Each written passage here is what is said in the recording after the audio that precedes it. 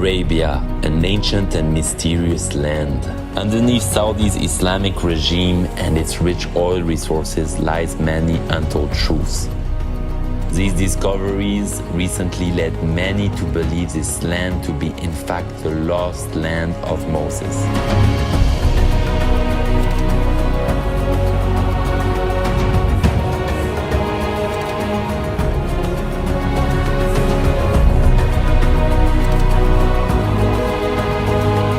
Join us as we reveal to you the biblical proofs behind these sites.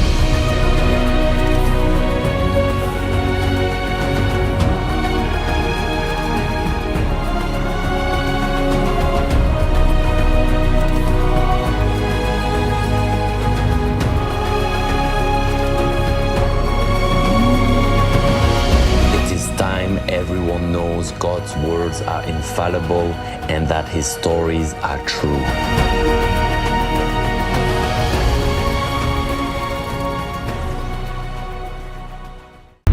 In 1984, archaeologist Ron Wyatt went to Midian, where he also believed he would find the real Mount Sinai. Accused of espionage by the Saudi authorities, him and his two sons were held for 78 days in custody. Despite this, Ron Wyatt was able to share with the world unprecedented footage of these biblical sites. They are to this day fenced off by the Saudi government as archaeological sites. These discoveries must no longer remain hidden and must be displayed for the world to see.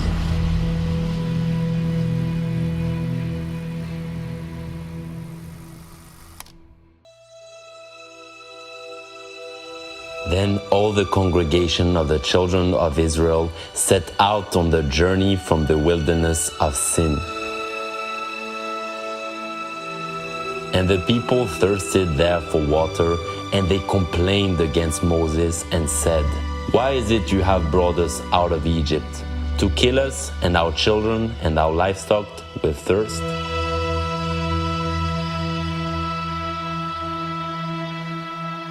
And the Lord said to Moses, "Behold, I will stand there before you on the rock in Horeb, and you shall strike the rock, and water will come out of it, that the people may drink."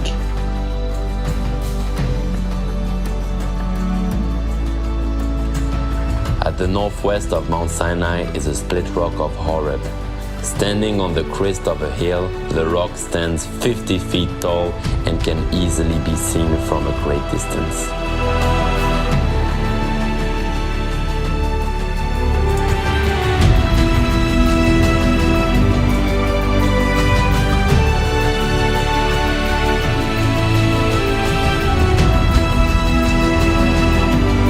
Oh, it's incredible.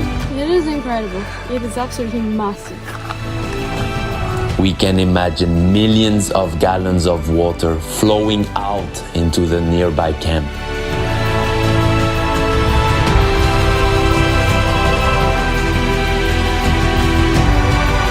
The rock itself shows signs of water erosion. Ancient petroglyphs can be found at this site, including shapes of sandals.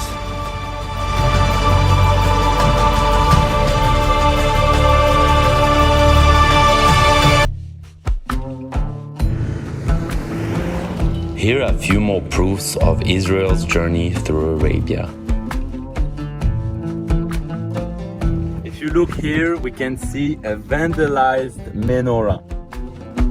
Thankfully, someone called Dr. Kim came here in 2006 and he managed to take a picture of this menorah before it was vandalized. It was a 7-branch chandelier right here. We're gonna show you the before and after picture.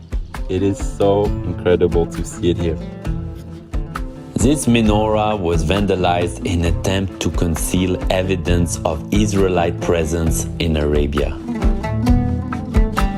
The Hebrew pictographs in the region correspond with the letters of the ancient Hebrew alphabet, as we can see here with the letter Tav, Tet, and He.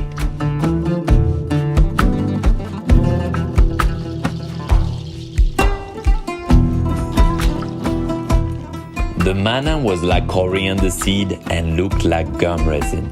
The people would gather it and grind it between two millstones or beat it in the mortar. So over here we can see a big rock with a huge dent in it, and this was used to grind manna. So with a pestle and a mortar, this would be the mortar. Many of these mortars can be found around Mount Sinai.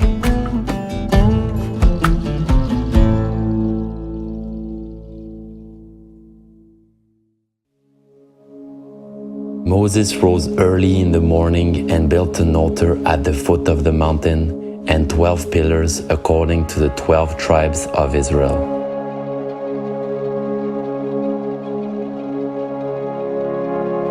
A structure can still be found today at the base of Mount Sinai. Its particularity is that it is made out of uncut stones as God commanded.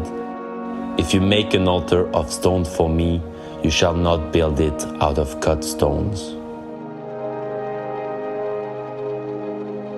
This is where the animals would be kept in line, ready to be sacrificed.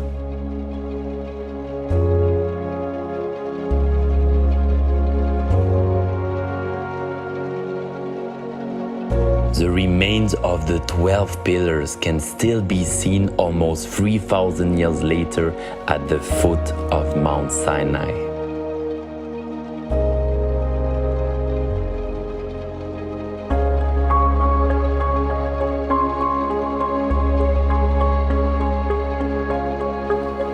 In between Mount Sinai and the altar, we notice a cave looking down the valley.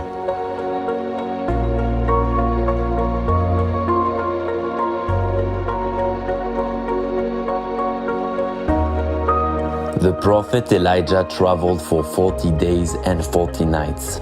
He kept going until he arrived at the mountain of God. There he went into a cave and spent the night.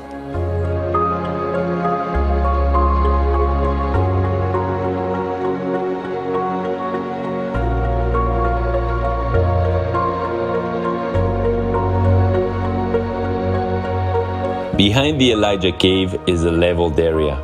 This is where God told Moses, Aaron, and the 70 elders to go up. They saw the God of Israel. Under his feet appeared to be a pavement of sapphire, just as clear as the sky itself. God did not harm these leading men of Israel, but they ate and drank in his presence.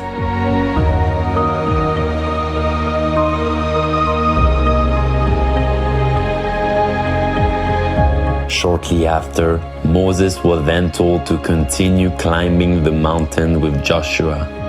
This is where God gives him the tablets with the law and the 10 commandments. The sight of the glory of the Lord was like a consuming fire on the top of the mountain. Could the blackened peak of Mount Sinai be evidence for God's holy presence?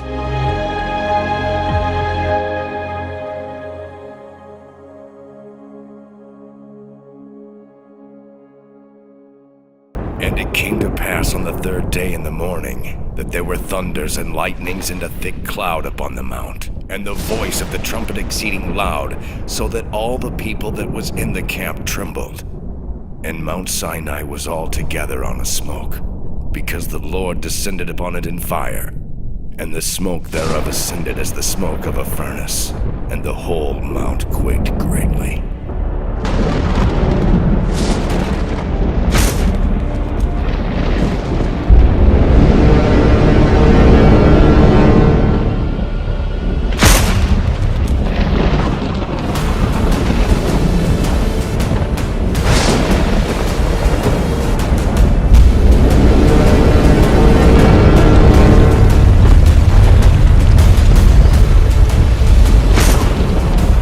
When the voice of the trumpet sounded long and waxed louder and louder, Moses spake, and God answered him by a voice.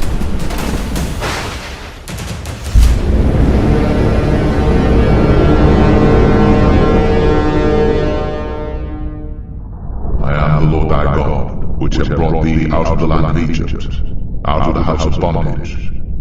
Thou shalt have no other gods before me. Thou shalt not make unto thee any graven image, or any likeness of anything that is in heaven above, or that is in the earth beneath, or that is in the water under the earth. Thou shalt not bow down thyself to them, nor serve them. For I, the Lord thy God, am a jealous God, visiting the iniquity of the fathers upon the children unto the third and fourth generation of them that hate me, and showing mercy unto thousands of them that love me, and keep my commandments. Today, God is calling the whole world to repentance. Jesus is the only way to the Father, and He's calling you to give up your life of sin to follow Him. Like Israel had to forsake the slavery of Egypt, you must forsake the slavery of sin that leads to death and destruction. He wants you to be holy as God is holy. And God breaks the bondage of sin and death over your life. Never look back on your old life of sin like Israel looked back on Egypt and they died in the desert. Even though they saw the glory of God, they couldn't enter the promised land.